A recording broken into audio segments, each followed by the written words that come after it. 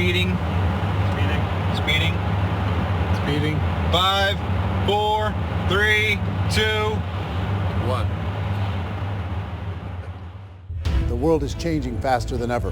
What used to take decades is now taking years or even months. What you see right now is the illusion that people have had for many decades about the workplace being this secure place to work the rest of your life. For the first time in the history of our nation, our children will not do as well as us. We've seen our friends get laid off. We've been laid off. We've had our pay cut. People are overworked and underpaid. They seem to have less time and less freedom. They live under constant pressure. This is going to be forced. And so even if your employer loves you, they may have to cut you. There's something wrong that on Monday morning, the heart attack rate increases by 35%. Technology is accelerating, job security is declining. It just doesn't seem like the old models of making a living are as reliable as they used to be.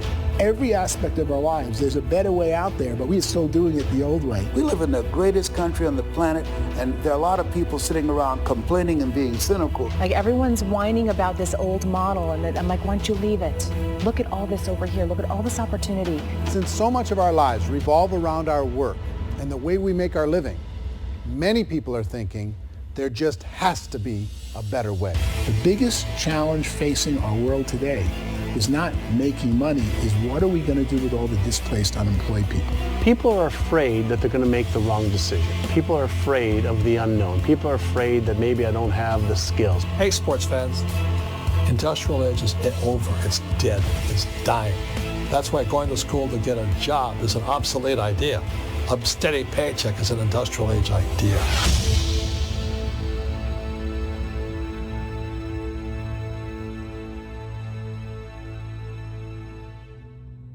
It's the search for answers that has brought us here together today. My name is Eric Worre, and for almost 30 years I've been an entrepreneur, struggling at times, but ultimately succeeding. As a best-selling author, speaker, and business owner, I've spent my entire career helping millions of people around the world to become entrepreneurs. And I believe strongly that there is, in fact, a better way when it comes to how we make a living. The career landscape has changed dramatically, and many are still working in a model that is completely out of date.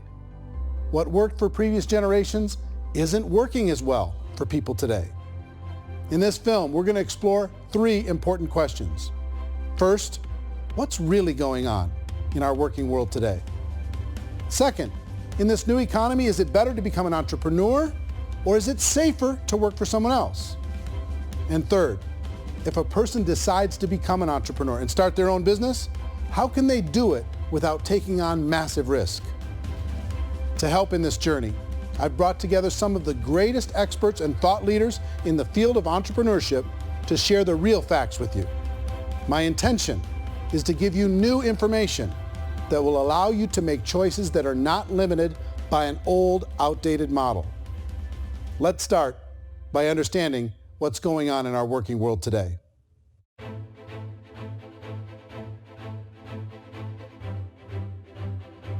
Let's look at unemployment. 30-40% of the people are honestly not working, but would be working. What our government does is if you haven't found a job in 6 months, we don't call you unemployed. We pretend you dropped out of the labor force. I've often said that unemployment, particularly structural unemployment, that's unemployment due to technological changes, is the first sign of economic growth. Think of it, 10 people live on an island. They go out every day and fish. One day, new technology shows up. A missionary brings them a net. Now, using the net, one pilots the boat, one throws the net. 2 fishermen can do all the work 10 used to. That's a 500% increase in productivity, 2 doing the work of 10, in one day. You don't have to learn a lot to learn how to throw a net instead of throw a fishing line. The island's got a big problem, 80% unemployment. But the island still has all the wealth of the fish because the 2 people produce as much fish as 10 did. Now, of course, looking back in history, these changes used to take thousands of years. And during that time, we went into farming and transportation. Some of us became doctors and some teachers and lawyers, and we developed all these new professions and new manufacturing jobs. Today, these changes are occurring literally in one day when a new technological advance occurs, and we don't have the social structures to deal with it or to retrain the unemployed people. So one of the things that I think is interesting as I travel across the country and really travel around the world is the way that we work and the way we get paid for work is changing pretty dramatically. On a global basis, everything is being turned upside down because of the rapidly advancing technologies.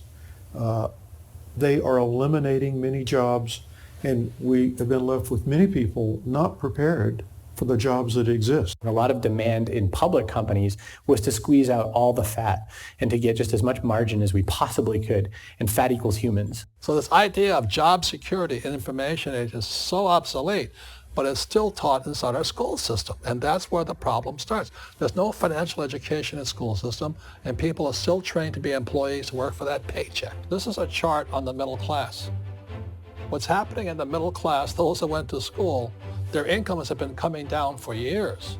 And parents still say to their kids, go to school, get a job. Now what happens to all those middle class people who are dropping off the ends of the chart?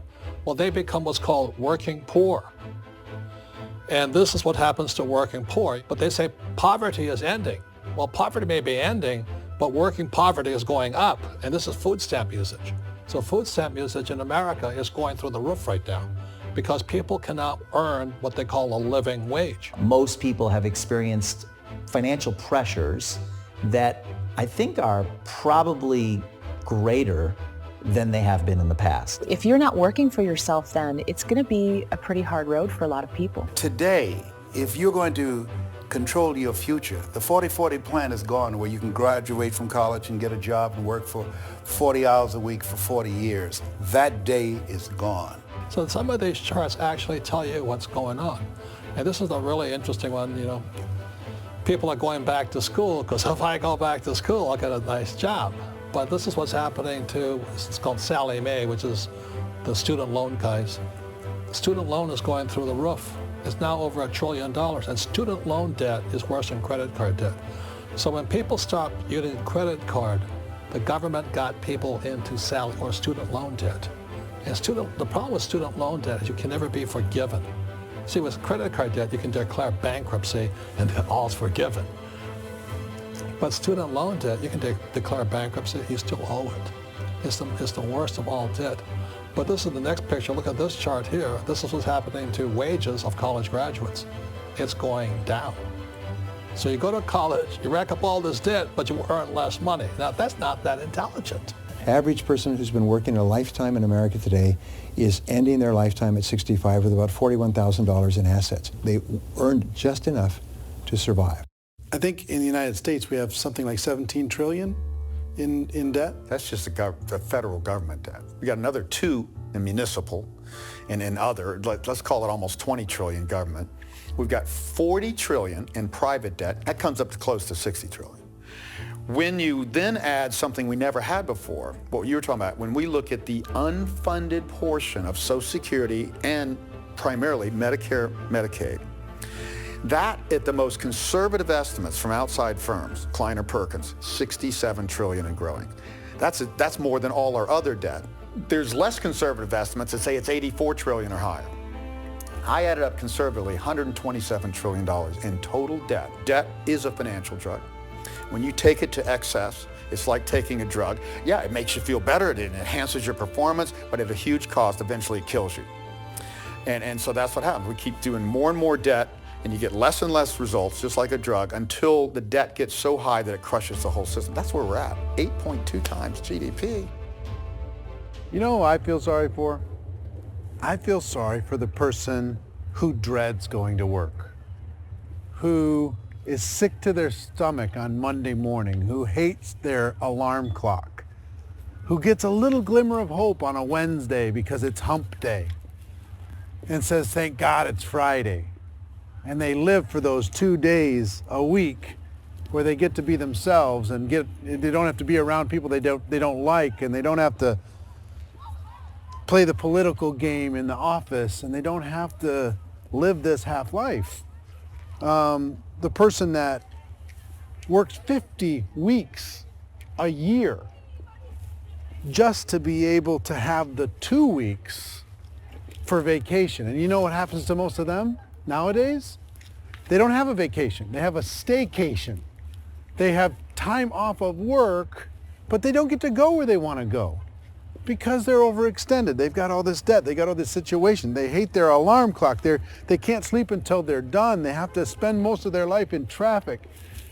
I feel sorry for that group of people because there's a better way. They just don't know it. I see this really interesting attempt at rugged individuality in a 6x8 rectangle.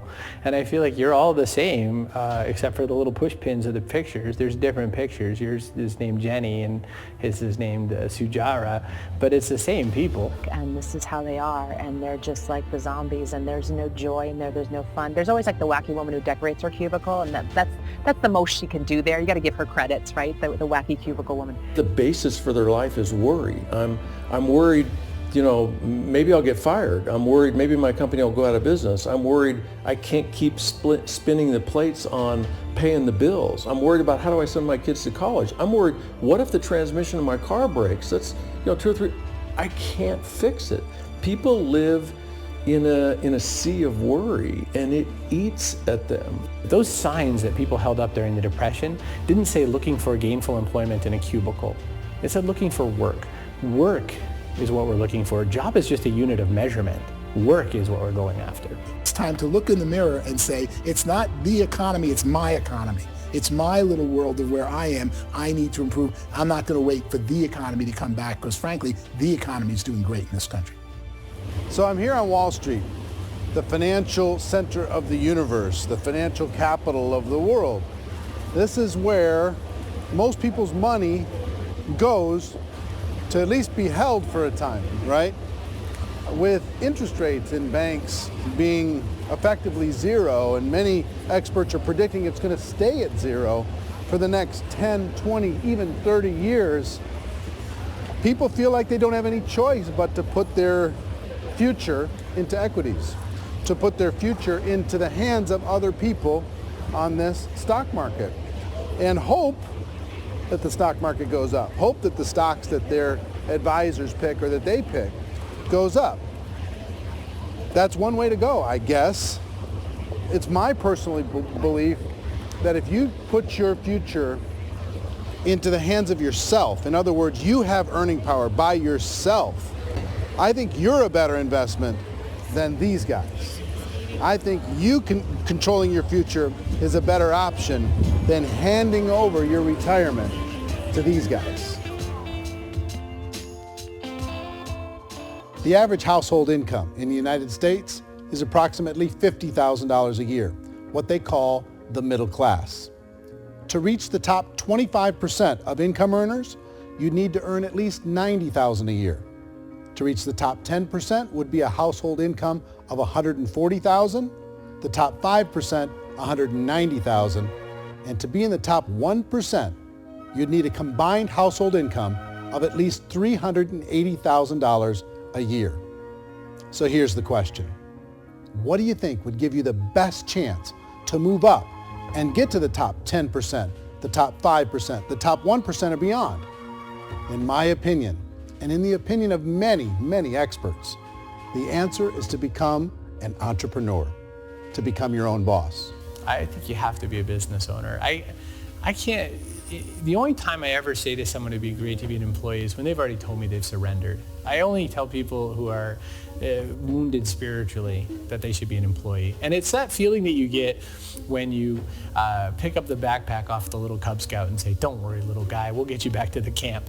You know, it is in no way a kindness when I tell someone they'd be a great employee. The other status symbol really increasingly is lifestyle. I mean, people can own their own business, maybe even work out of their house. That, I tell you, people admire that. Like, gosh, I wish I could do that. The spirit of the entrepreneur is to be a risk taker and to be resourceful and unstoppable and to have a vision of yourself beyond where you are and not willing to settle for life as it is. You think about the great entrepreneurs, they're visionary, they have heart, they're willing to do today what others won't so they can do tomorrow what others can't. Personally, I don't think of the new economy, the old economy. I create my own economy. The entrepreneur's in control. I decide what the economy is going to be like. In the world of entrepreneurship, there are no limits. You can make as much as you want. depending on how much you want to work and how smart you are and how great a team you put together.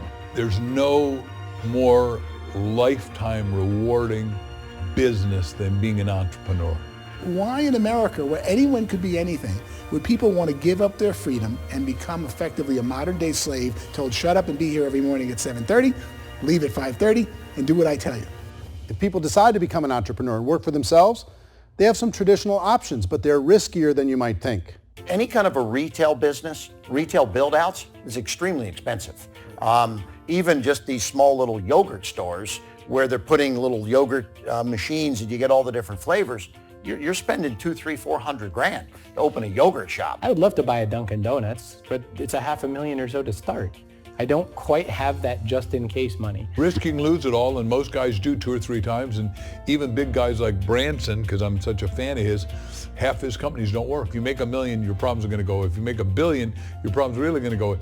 Just the opposite. You and I know when you're making $1 million, you get $1 million responsibilities. You make $1 billion, you got 1,000 times $1 million responsibilities. And most people say, I'd love to be my own boss. 70% of Americans would love to be their own boss, according to recent polls. But they don't know how to get there. Because what are you going to do?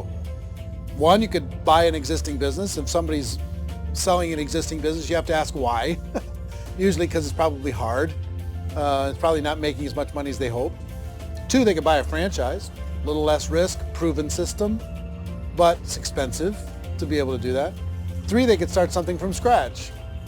And that's where a lot of people feel like, I don't have the chops to do it. I don't have the money. I don't have the product idea. I don't have the expertise. I don't have whatever it's going to take to be able to get there, and I can't risk my family to do it. So 4th, they could become an investor. A lot of people in this town invest to try and figure out a way, but you got to be pretty smart with that game too, right? Venture capitalists, who are the very best and most sophisticated in investing in new breakthrough businesses, make it on 1 out of 11. That means 10 out of 11 are mediocre or fail. Most of them fail. That's the risk there. An angel investor is lucky to get 1 out of 15 or 20. A business is a team sport. Like, I have to have accountants, I have to have engineers, I have to have system designers, I have to have sales, marketing, I have to have accounting, I have to have mission statements, I have to have legal and all that. The average Joe Schmo, even me, I go out there, I don't have the skills to put a business together. I think the bottom line for the 4 traditional options is they take money, sometimes a lot of it. They take expertise, and they take time. All of that adds up to just too much risk for most people. I bought a business from somebody else and it was a lot of work, and you start wondering, what did I just buy? Because I guess ultimately I own your email list and I just overpaid for it. People that start their own business, they spend a lot of money, they spend a lot of time, a lot of effort to get things started.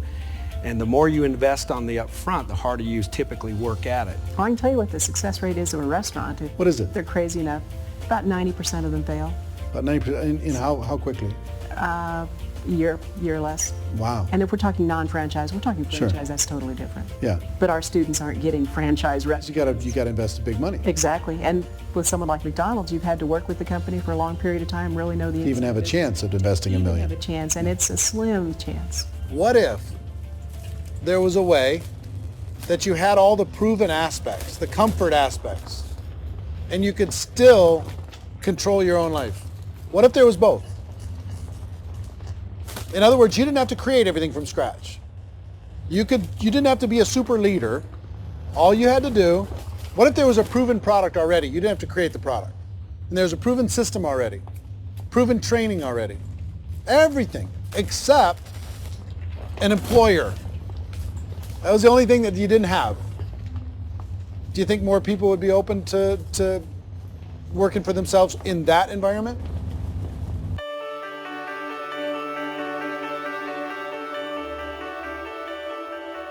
In our search for a better way to make a living, we've come to the conclusion that becoming an entrepreneur is actually safer than being an employee. And through our look at the entrepreneurial options, one particular path kept coming up from expert after expert. And I think most people will find it surprising because it's certainly a non-traditional business model. That model is for people to start their own business and become an entrepreneur through the creation of a network marketing business. Some people call it direct selling because the product is being sold directly from the manufacturer to the end consumer, cutting out the middlemen. Other people call it multi-level marketing, or MLM, because there are multiple levels of commissions paid. The most common term today is network marketing, because network marketing best describes using a large group of independent distributors, independent entrepreneurs, to move a product or service more efficiently. So my friend here, Donald Trump, and I, we always write about the network marketing industry. And the reason we support the network marketing industry is because it really is a business school for entrepreneurs. Because most people come out of school looking for a paycheck. Oh, that's terrible. I would go into network marketing like that. I think if it didn't exist, we should invent it. It is that good. I think direct selling is a great way to do business today. It's very easy to get into that industry, and you can be self-employed, be, in effect, an entrepreneur. When we see multi-billionaires adding network marketing companies to their portfolio of companies, that would be a clue. When we see people who are very famous authors and very famous business people endorsing the industry, that would be a clue. These network marketing companies aren't $50 million companies. They're billions and billions of dollars. They lead the stock market. They're major companies. When we're going to get it? You know, and you're going to school to work for a paycheck, but if you want to be rich, be an entrepreneur, and network marketing gives you the spirit to be an entrepreneur. A traditional company will spend up to 50% of their total revenue on marketing. Network marketing companies use a different approach. Instead of having all that extensive marketing expense, they utilize a network of independent distributors to do the marketing for them.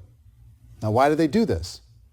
First, because word-of-mouth advertising is so much more effective today than traditional media advertising. Second, some products need to be explained or demonstrated, and an independent salesperson can do that more effectively than an ad campaign. Third, it's completely efficient.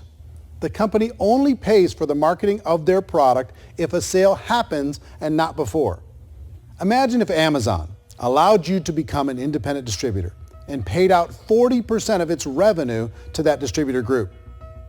All you had to do as a distributor was recommend a product, and if a person bought it on Amazon, Amazon would take care of all the logistics, and you'd get paid for bringing the customer.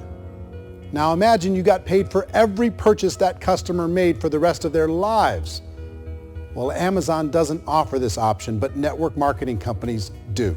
85% of all buying decisions in our society are made as a result of word of mouth or reputation. We're recommending things to each other all the time. You know, who's your dentist? Who's your doctor? Who's your lawyer? What detergent, are you using? What legal system are you using? What product are you using? We're talking to each other about the things that we love anyway. When you go into a big box retailer, you're lucky if the clerk looks you in the eye, much less gives you any detailed or accurate information about what you're purchasing.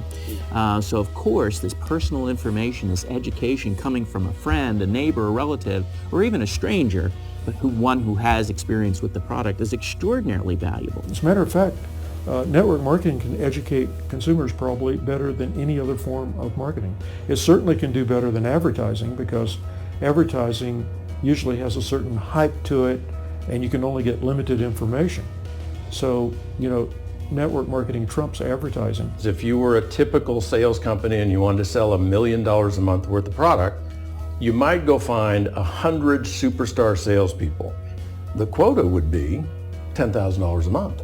So network marketing as a distribution system just flips the numbers. So we use 10,000 happy, raving fans of a particular product, and we don't concern ourselves so much with how much product each one of them individually sells.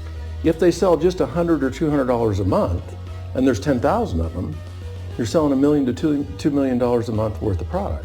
And that's the best way I can explain how network marketing works. This is the marketing arm of the company. There's not money being wasted on bricks and mortar. There's not money being wasted on inventory that's sitting stagnant somewhere. There's not of employees standing around that don't have customers. These are people that are going to connect with customers. These companies allow people to become independent distributors for extremely low cost and with no minimum time or sales quota.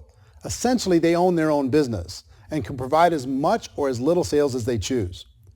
In other words, the distributor gets all the benefits of traditional business ownership without the risk. The advantage of network marketing is the ease of entry, the low risk, and the low startup cost, because almost everything else has very high risk. You can get in for a minimal investment. You're buying into a system that's already been proven, products or services that have been proven to work. The keys to network marketing is providing an opportunity for the masses to get involved, providing an opportunity for the average person who doesn't have the resources to start their own business. All of this so far is fairly straightforward, but network marketing offers another benefit, and it's this benefit that makes it so interesting for entrepreneurs. Network marketing allows a distributor to build their own network of other distributors and then compensates them on the sales created by that entire group. Direct selling is, at its base, very simple. It's the sale of a product or service to an individual on a face-to-face, one-on-one basis, just the way we're talking right now. But there's an important element as well, and that's the offering in conjunction with that sale of product, the offering of an opportunity for someone to make something of themselves. No matter what your social status is, no matter what language that you speak, I mean, look how many unbelievable people are becoming successful that speak every kind of language out there. What an awesome gift to give the world. Instead of having to work your way up in a system and prove that you could be a sales manager, they just decided everybody can be a sales manager. Everybody gets to build a sales team from day one. And so what that brought into the system of growth as a direct selling company is the concept of compounding or geometric progression. Because now you can actually grow sales force very quickly because everybody is enrolling people in their own sales force. People who are like, oh, this is weird, I'm building a sales team, or what do you think you do at a regular company? How do you think a regular company works? Network marketing is the only industry that doesn't say your past determines your future. It looks at your past and says, okay, now what can we train you to do so you can have a great future? Every other employer out there wants to exploit you for what you already know, not teach you something new. Network marketing has the potential to save the United States and the world because it's going to teach people not to be employees, but to be entrepreneurs.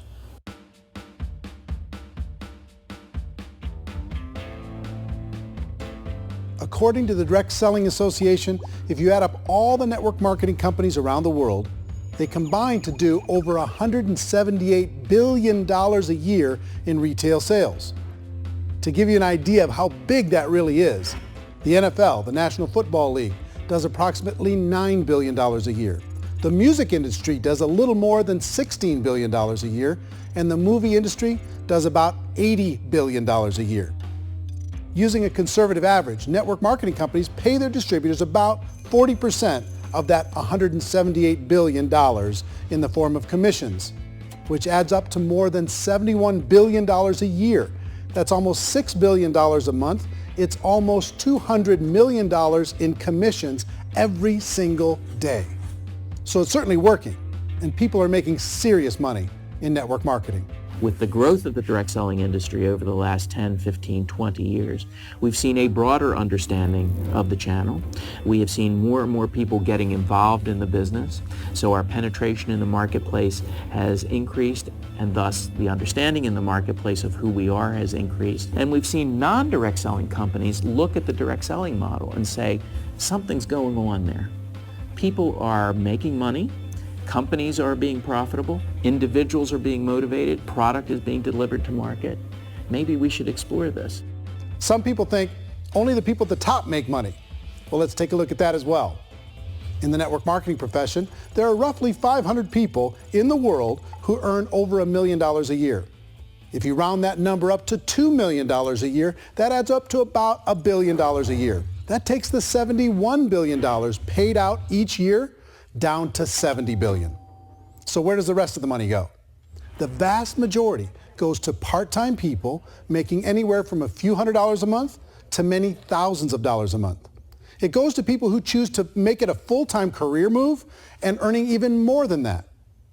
Every day, people are using the money they earn through network marketing to pay off debt, have more fun, and improve the quality of their lives. Everyone I know in network marketing has been doing that since the 50s. They go to work when they want to go to work. They stop working when they want to take time with their children to have a leisurely breakfast and discuss issues and drive them to school. They go back to work when they get home, wherever they're working out of. The biggest thing that I've seen is people that have become much happier in their life. MLM has probably made more millionaires of more people in more countries, and I've spoken to them in 67 countries, than any other single form of business, starting from nothing. If they have a choice between working a job for the next 10 years or working a network marketing business for the next 10 years, the result of working the network marketing business will be better. A lot of people within the industry go on and make this a career and do extremely well at it. Network marketing has been nothing but good for everyone I know that's been involved with it because they did it seriously and they played full out and they've been very successful. It's been a constant barrage of success stories and people showing off stuff that they got as a result of it. How many people are involved? Approximately 16 million Americans and 96 million people around the world are currently participating in network marketing. And in a recent poll, 82% of those people report a good, very good, or excellent experience with network marketing. So people are happy.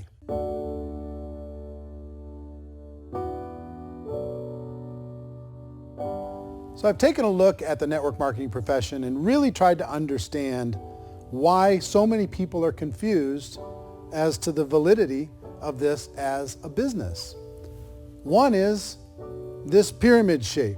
People get really messed up with this pyramid. Oh, it's one of those pyramid things. So I just think there are a lot of haters out there who really don't understand the industry and say, oh, it's a get-rich-quick scheme. It's a pyramid. Well, corporate America is a pyramid scheme. You know what I mean? It goes like this. You have thousands of MBAs, let's say working for Ford or General Motors or Coca-Cola. If all these MBAs, they're all trying to get to here, that's a pyramid. Only one guy's going to make it. Every 10 years, one's going to make it. Whereas you look at network marketing, it's like this. So you're here, and your job is to develop other CEOs coming up behind you. So it's an inverse pyramid. In network marketing, it's a very simple concept. If you sell product, you get paid. It is paid based on production. There is no first mover's advantage. There is no investment component where the more somebody spends, the more they're entitled to make. So the two are polar opposites of each other. It doesn't matter what shape the company is or the compensation plan is shaped, whether it's a circle or a pyramid or a triangle or a trapezoid, it doesn't matter. If compensation is coming primarily from recruitment, then you've got a problem. On the other hand, if an operation is basing their compensation to participants on the basis of sales, even when those sales are generated by people you've recruited, well, then you're a perfectly legitimate enterprise. That's the legal test, it's the practical test. Another issue that's been true in the past that is no longer true now is people used to be in network marketing loaded up with products that they couldn't sell and they ended up a loser. They ended up with a bunch of product in their garage, they ended up with a bunch of products sitting in their kitchen shelves or whatever, and they thought they could sell it and then they weren't willing to or able to sell it and they ended up with a bunch of stuff and they were bitter about it. There was this thing called front loading where you had to buy if you bought $25,000 worth of product, you got better commissions and all this. Today, it's almost all done by computer. It's direct mail comes from a warehouse somewhere else. You don't have to have all this inventory. You don't have to stock up. It's a paperless world now. Most of it's done online. You have a back office. It really works. And I mean, the technology has changed everything. Third issue is people start talking about 99% of people in network marketing don't make any money. Well, we've talked about that over the course of this journey together. Almost $200 million a day is being paid out to network marketing distributors around the world. The naysayers, the people who say that it doesn't work, are usually the ones who just don't know how to make it work for themselves. And so they're giving you an opinion, and I tell people, don't confuse people's opinions with expertise, because opinions are free. And don't confuse sincerity with the truth, because people can be sincerely wrong. But here's the reality inside of network marketing. The vast majority of people that get involved in network marketing just become customers, and they get involved to be able to purchase product at a lower price. If you take Costco as an example, if a person goes into Costco and gets a membership to Costco so they can get a lower price on the product, we don't call that person a loser because they have a bunch of product that they walked out with with a smile on their face. Yet when some people want to take a look at network marketing, they say, well, those people, they're just using the product and they aren't earning an income, so they must be a loser. They're not a loser, they're a happy customer. That's the vast majority of people that are involved in network marketing. Now, a smaller percentage of those people decide to go build a business. They earn $300 a month, $500 a month, $1,000, $2,000. That's the bulk of earnings in network marketing. And then there's the few that really decide to take it serious, really decide to build a large network, really work to make that network very, very productive. And those people make huge amounts of money and there's no cap.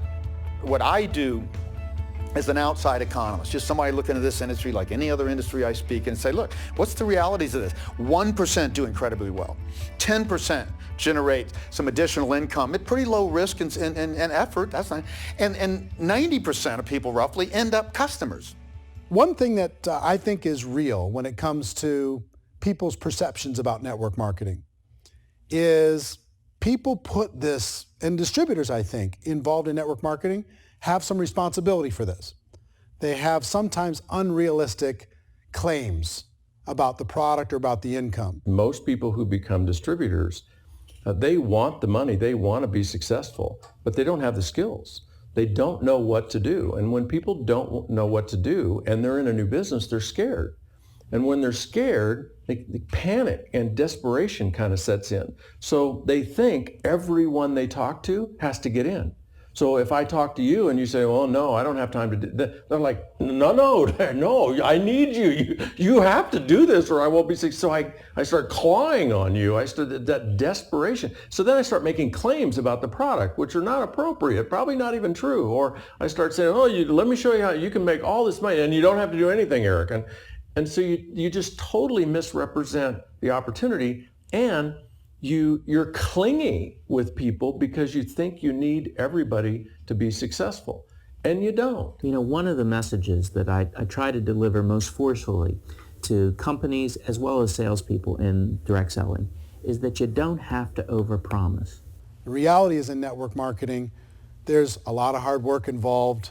There's a lot of effort. You're going to have to develop yourself. It's a business like anything else. It's going to take some time, but in my opinion, it's better.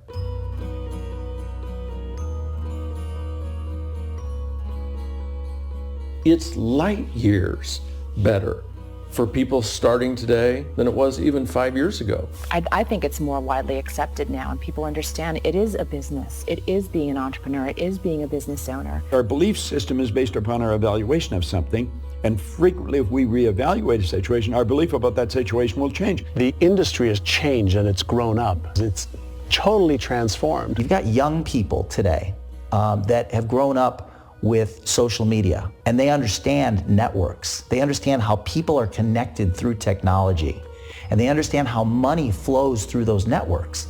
So when they see network marketing, they don't see it the way their parents saw it. And we've all learned, the larger industry that you represent, has all learned from those mistakes and flaws and errors that have happened early on. Early algorithms didn't work the right way. That's all fixed. It's like when they design a computer program, they design the program, then they run it, and then they go back through and they debug it. The MLM industry has been debugged. This is the day of being virtual, being able to run a business from your mobile phone. I mean, it's incredible. Companies are getting smarter. They're implementing more consumer protections. They're implementing more compliance training. They're doing more with respect to product research. If you do get involved and you make purchases of inventory, even on a voluntary basis, if you decide that this business is not for you, you can leave and have that inventory repurchased by the company. There's no other business that offers that kind of protection on a voluntary, self-regulatory basis.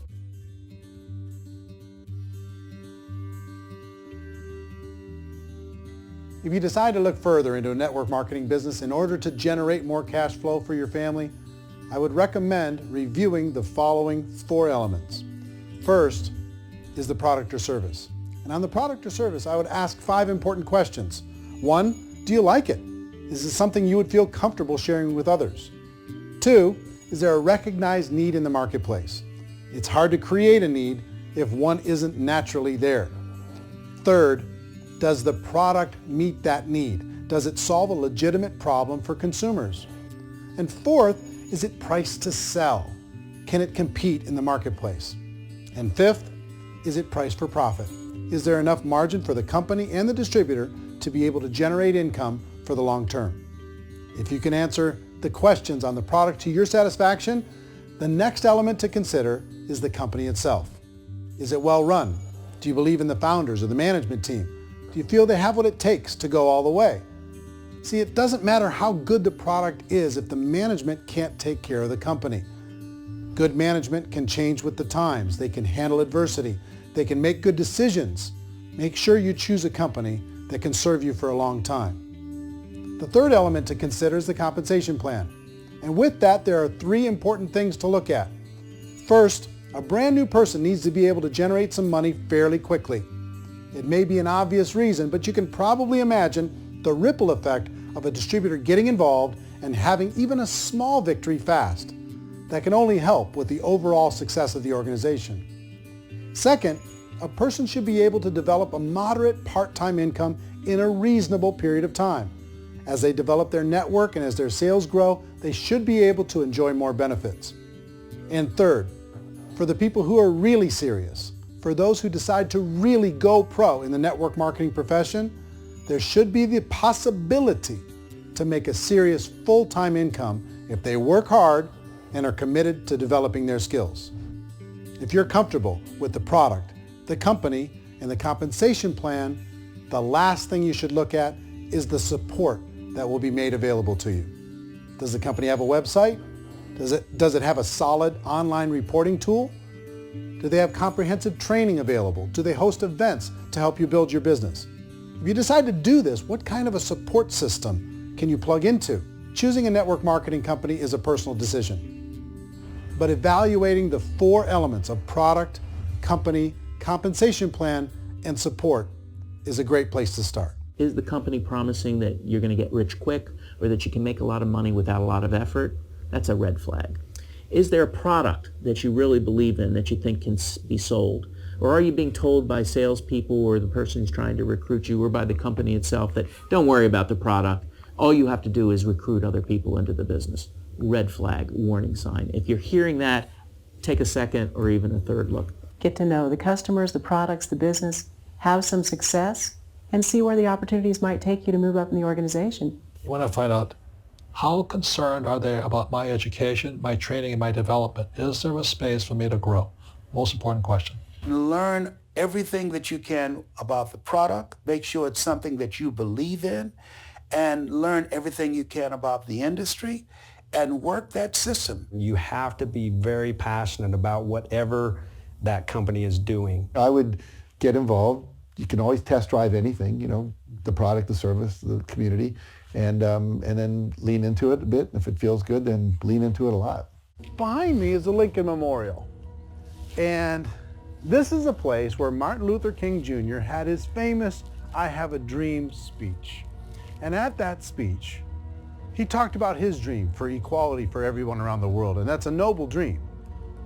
But I think more people need to remember what it was like when they were kids and the dream was still alive in them.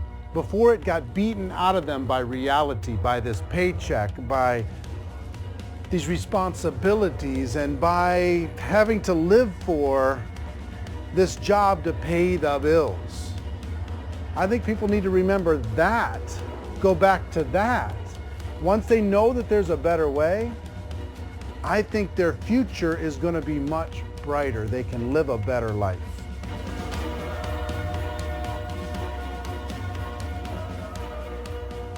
So if you're considering getting involved in a network marketing company, let me offer you just a few pieces of advice. First, network marketing isn't perfect. It's emotional, it's challenging. Like any entrepreneurial venture, it can have its up days and its down days. But if you have an entrepreneurial bone in your body, it's just better. Second, if you're going to do it, decide to be professional. Decide to go pro. It's better to do that than just be this amateur sticking your toe in the water. Third, as any professional, you're going to have to learn some new skills. And I promise you, inside of the network marketing profession, they're not too difficult to learn. Fourth, like anything worthwhile, It's going to take some time. Don't expect that you're going to get to the finish line right out of the gate. And fifth, it's worth it. It's worth it to be able to take charge of your life again. It's worth it to be able to control your own financial situation. It's worth it for the people you're going to be able to spend time with. It's worth it for the things you're going to be able to see and the experiences you're going to be able to experience. It's worth it for the causes you're going to be able to contribute to, the lives you're going to be able to touch, the customers you're going to be able to help, the friendships you're going to be able to develop. I promise you, it's worth it.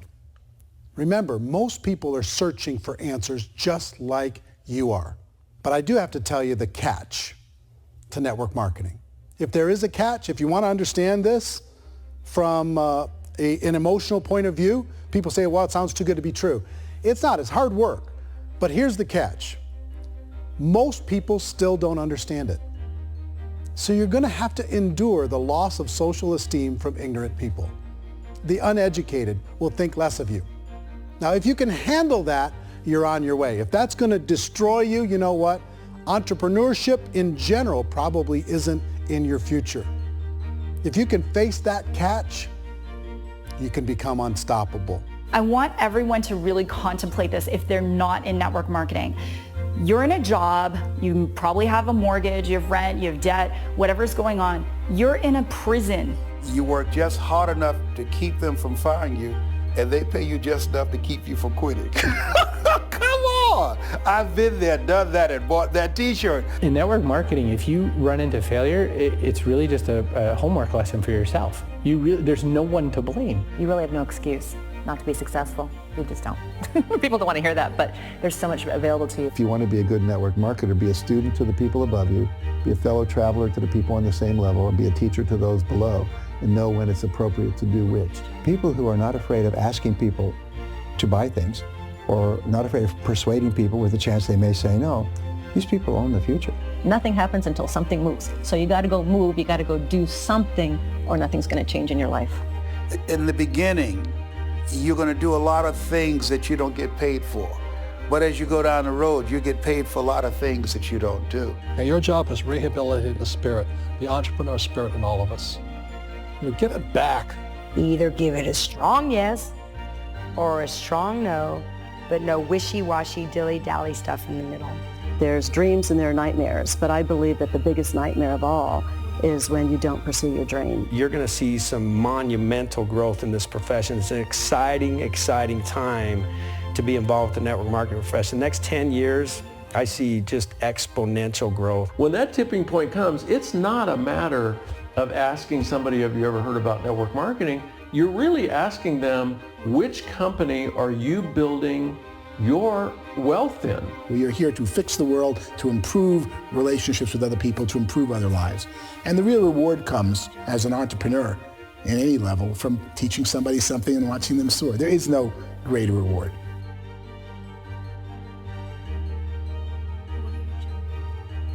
Life's too short to spend it living someone else's dream instead of your own.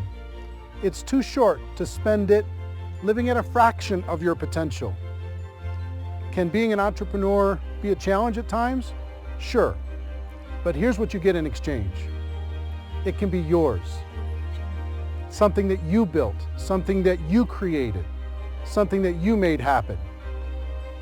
This balloon represents your dream. It represents entrepreneurship. My wish for all of you is that you would reach out and grab it. The choice is up to you.